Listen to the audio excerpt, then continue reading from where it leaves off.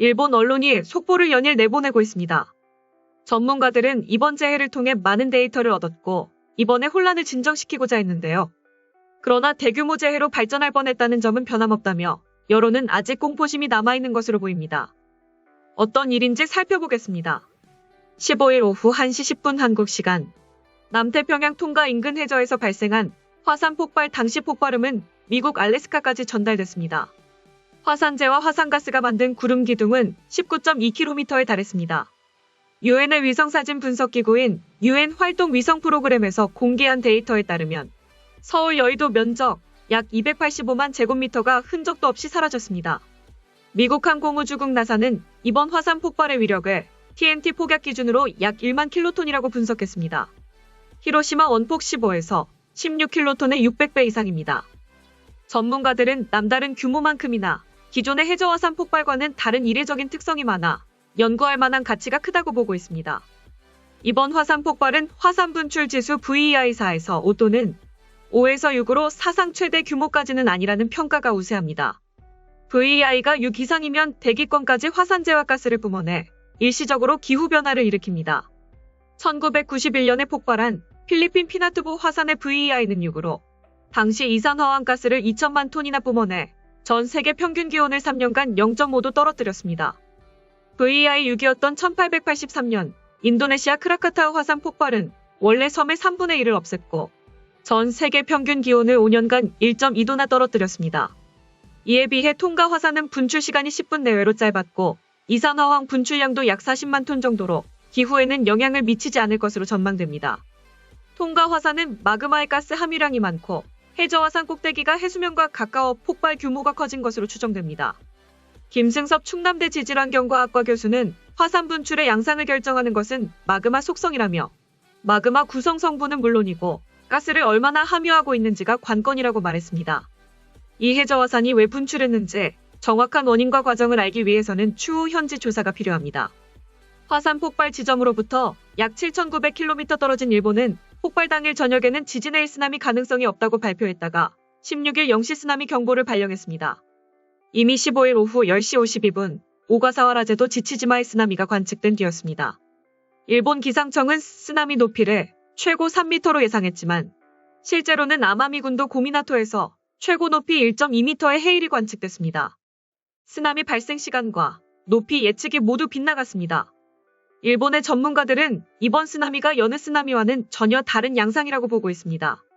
쓰나미의 80%는 지각 운동으로 바닷물 전체가 상하로 출렁이면서 발생합니다. 화산 폭발로 산사태가 나면서 연쇄적으로 해일이 일어나는 사례는 10%를 차지합니다. 하지만 이번 쓰나미는 화산 폭발 당시 태풍처럼 급격한 기압 변화가 나타나 발생한 기상해일이라는 것입니다. 기상해일은 기압 변화가 이동하는 속도, 즉 태풍의 기압골이 이동하는 속도가 파도 속도와 같을 때 공명이 생겨 에너지가 증폭하면서 일어납니다. 대기 중에 전파되기 때문에 바다를 매질로 전달되는 지진 쓰나미보다 훨씬 빠르고 먼 곳까지 영향을 미칠 수 있습니다. 하지만 기상해일은 해수 상층에서 나타나는 현상이다 보니 전체 쓰나미의 3에서 4%에 불과할 정도로 드문 현상입니다. 절충된 해석도 나왔습니다. 김 교수는 화산 분출 이후 섬의 일부분이 사라진 점을 보면 폭발 당시 산사태가 나면서 쓰나미가 일어났을 수 있다며 산사태 쓰나미와 기상해일이 복합적으로 나타났을 가능성도 있다고 말했습니다.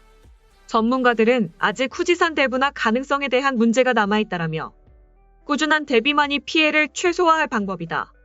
또 일본만이 아닌 국제적 위기로서 모두가 경계심을 풀지 않았으면 한다라고 밝혔습니다. 다음은 해당 소식을 접한 일본 네티즌들의 반응입니다. 뭐야 한국은 쓸데없는 참견이에요. 해저 화산 폭발에 의한 해일이나 샘플이 거의 없는 상황에서의 예측에는 한계가 있지. 그러나 쓰나미 연구는 일본이 최첨단일 수밖에 없어. 한국 언론들은 매번 이렇게 한가한 거야. 그런 기사라도 관심을 끌 수 있다면 그 국가는 대체 어떤 곳인가라는 생각이 들었습니다. 백들과는 다르게 알 건 알아야 한다고 생각합니다. 일본이 망신당했다고 생각하진 않아요. 오히려 이런 기사를 내는 게 수치라고 생각해요. 자연재해에 이렇게까지 왜 마운트 잡고 싶어 한달일까? 국내 차기 대통령 선거가 너무 보기 흉해서 국민의 눈을 딴 데로 돌려야 하기 때문에 이렇게도 필사적인 겁니까? 아직까지 망신당했다는 일본 뉴스는 본 적이 없어. 충격파에 의해 해일과 같은 현상이 발생할 수 있다는 것을 새롭게 알게 되어 아직도 인간이 모르는 자연현상이 많이 있는 것이구나라고 느꼈을 뿐이다. 동일본 대지진을 거쳐 쓰나미 관측망이나 슈퍼컴퓨터를 사용한 예측 모델 등이 있으나 자연현상을 모두 파악, 예측하기는 어렵다. 뻥튀기 예보를 하는 것은 재해 대책 마련에 필요한 일이지 망신이 아니야. 전 세계적으로 충격을 받고 있는 사안으로 거기에 부끄러움이란 말은 어울리지 않는다. 이번 데이터도 향후 자연현상에 따른 쓰나미 예측에 큰 도움이 됐을 것이다. 그렇게 해서 기술은 진화해 가겠지. 그리고 기상청의 회견은 매우 좋았다고 생각한다. 기상청은 최고 3m의 쓰나미가 몰려올 것으로 예측했지만 실제로 관측된 것은 아마미시 고미나토의 1m의 10cm로 오히려 잘 됐잖아. 반대였다면 큰일이 났었을 거다. 빗나가서 다행이지. 분화에 의한 충격파로 초래한 쓰나미는 1000년에 한 번이라고 알려져 있기 때문에 프로에서도 혼란스러운 일이 일어나고 있다고 하는데 정말 몰상식한 기사야. 기상청이 그렇지 않아도 쓰나미인지 모르겠다고 하는데 괜히 주위에서 왈가왈부하는 것은 이상하다. 심각하게 다루었기 때문에 사고가 적었던 게 아닐까. 안심시키겠다고 적당히 말했었다면 대규모 인명피해로 이어졌을지도 몰라. 1000년에 한 번 있는 대폭발이 전례가 없는 것은 당연하다. 모호한 말보다 모르겠다고 분명히 말할 수 있었던 기상청은 부끄러움이 아니라 용기 있는 발언이고 설령 1m의 쓰나미라도 3m로 예측하는 것은 위기관리로서 당연한 것이다. 최대 3m 예측이 1.2m였던 것보다도 처음에는 약간의 조위 상승으로 예측했다가 혼선을 빚었다. 최악의 사태에 대비하는 것이 방제의 기본. 건설 중인 빌딩이 무너지는 나라는 이를 이해할 수 없을 것이다. 동일본 대지진을 경험하지 않았기 때문에 그렇게 말할 수 있는 것이다. 자연재해의 예측은 인간이 모든 것을 도모하여 알기는 어렵다. 비록 최신의 슈퍼컴퓨터라도 지진, 해일, 태풍, 토네이도는 모두 인간의 예측을 넘어 피해를 가져온다. 이번에 예측이 빗나간 것은 다행스러운 일이다. 나쁜 쪽으로 빗나갈 수도 예측할 수 없는 것도 있는 것이 자연재해다. 자연현상의 예측은 어려울 것이고 미지의 사상과 익숙해지면 더욱 어려울 것이다. 전혀 창피할 필요도 없고 그 결과로 새로운 것을 알 수 있었으니까 지금보다 더욱 정확도를 높여가면 된다고 생각해요. 이런 걸 부끄러움으로 보는 문화가 있을지 몰라도 일본은 다르니까요. 지진의 감지 및 경보 시스템에 대해서는 세계 최첨단. 망신은커녕 오히려 상황을 모르는 전 국민들에게 경보를 알릴 수 있었다. 수치적인 예상의 적중 여부는 그 다음에 물을 문제다. 지진파로 감지하지 못하고 공진에 의한 해일 같은 예가 거의 없었어. 어긋나는 것 또한 귀중한 데이터가 된다. 결과도 잘 됐네요. 뭐라 해도 결과는 아주 좋기 때문에 큰 참견입니다. 그만 좀 놔둬. 최대 쓰나미가 3m지 쓰나미 경보는 1m가 넘으니까 따로 뺀 것도 아니야.